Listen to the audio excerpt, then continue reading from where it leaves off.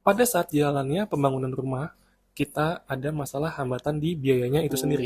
Dan di sini saya pengen ada titik balik yang dimana teman-teman, saya sarankan kalau bisa jangan memaksakan untuk membeli rumah atau bangun rumah secara memaksa atau dadakan. Assalamualaikum rekan-rekan, terima kasih di channel Boba Construction.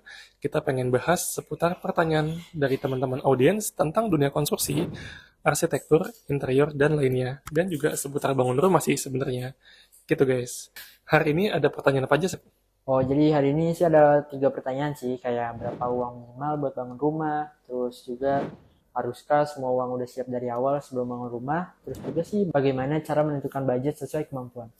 Oke, mungkin ada pertanyaan dari teman-teman kita. Tadi Seva nanya uang minimal yang disebutkan buat bangun rumah. Itu pertanyaan yang boleh kita bantu jawab teman-teman. Jadi berapa sih uang yang harus disiapkan sebelum bangun rumah? Di sini sebenarnya nggak ada acuan dan patokan. Baik lagi bangun rumah itu sesuai kebutuhan ya. Kebutuhan yang pengen kita inginkan. Baik dari sisi lahannya dan fisik bentuk bangunannya. Karena semakin besar otomatis semakin mahal. Semakin kecil juga semakin murah. Baik lagi, ini kembali ke kebutuhan teman-teman. Contohnya, teman-teman hanya tinggal sendiri di rumah dan memang nggak ada yang penghuni lain. Itu sebenarnya punya satu kamar itu udah cukup. Satu kamar, satu ruang tamu, satu dapur gitu ya, dan satu kamar mandi itu cukup banget. Dengan luas rata-rata sekitar 40 sampai 50 meter gitu ya. Baik lagi teman-teman kebutuhannya tadi, punya motor atau punya mobil, itu otomatis beda lagi fungsi dan kebutuhannya. Dan apakah walaupun teman-teman tinggal sendirian, apakah akan hire ART atau pembantu rumah tangga atau enggak? Itu juga perlu disiapkan space-nya. Itu baik lagi ke kebutuhan ruang dan budget kita juga. Dan semakin besar semakin mahal, semakin kecil semakin murah.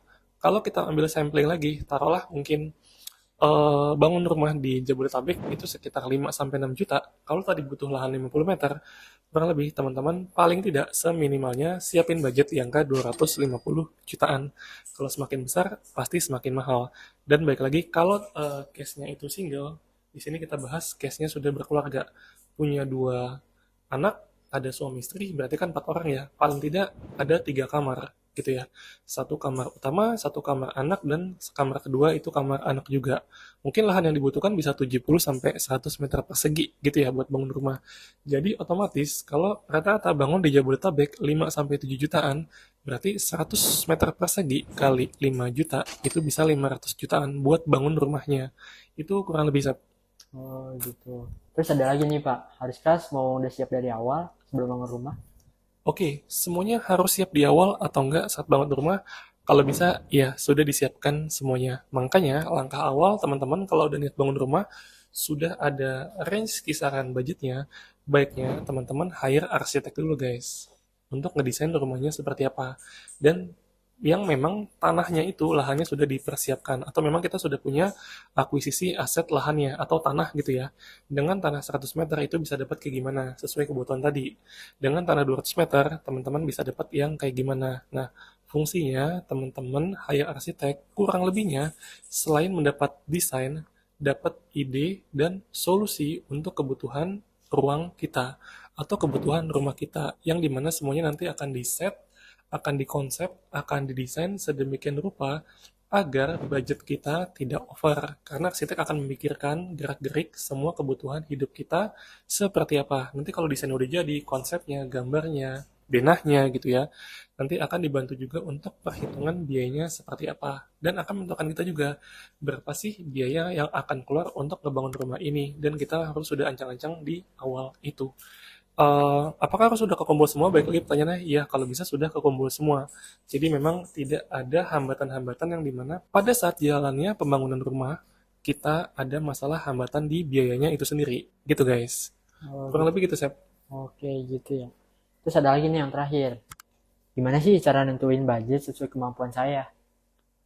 Oke, bagaimana cara nentuin budget sesuai kemampuan kita? Nah, itu Hmm, mungkin kayaknya jawaban dari pertanyaan pertama deh, gitu ya. betul. Masalahnya, kemampuan kita itu bisa dicek seperti apa maksimalnya, gitu ya. Dan itu baik lagi ke kebutuhan dan kebutuhan ruang atau rumah yang kita inginkan juga. Ini nggak mutlak. Kalau memang ternyata kebutuhan kita besar, ya otomatis butuh ruang yang lebih besar, gitu ya. Atau kebutuhan kecil, ya berarti butuh ruang yang lebih kecil. Dan di sini saya pengen ada titik balik yang dimana teman-teman, saya sarankan kalau bisa jangan memaksakan untuk membeli rumah atau bangun rumah secara memaksa atau dadakan. Kan nanti akan mempengaruhi sisi stabilitas finansial kita juga. Dan itu perlu pertimbangan yang matang. Jadi ya kalau bisa jangan terlalu memaksa ya. Kalau memang kita bisa, sanggup dan mampu, oke, bismillah, dikonsepkan dulu teknisnya gimana, baru kita jalan. Tapi kalau enggak, sebaiknya dihindari. Karena kalaupun kita sifatnya masih kontrak, masih sewa, masih belum ada aset lah ya kepemilikan, itu nggak ada masalah juga kok, gitu ga. Yang penting teman-teman bisa berkegiatan dan aktivitas dengan aman dan nyaman. Gitu guys. Kurang lebih gitu, Sep. Oke, mungkin udah sih segitu aja pertanyaan buat hari ini. Oke, kurang lebih gitu teman-teman. Kalau ada pertanyaan lanjutan, nanti akan kita bahas di series selanjutnya. Teman-teman, komen aja kalau ada pertanyaan-pertanyaan yang ingin coba kita bahas dan kita jawab. Terima kasih teman-teman sudah stay tune di channel Boba Konstruksi. Kita akan bahas pertanyaan-pertanyaan dari teman-teman di series tanya jawab ini. Jangan lupa komen-komen di bawah, nanti coba kita ulik dan kita bahas. Stay tune terus, jangan lupa like, komen, dan subscribe guys. Terima kasih, barakallahu fikum.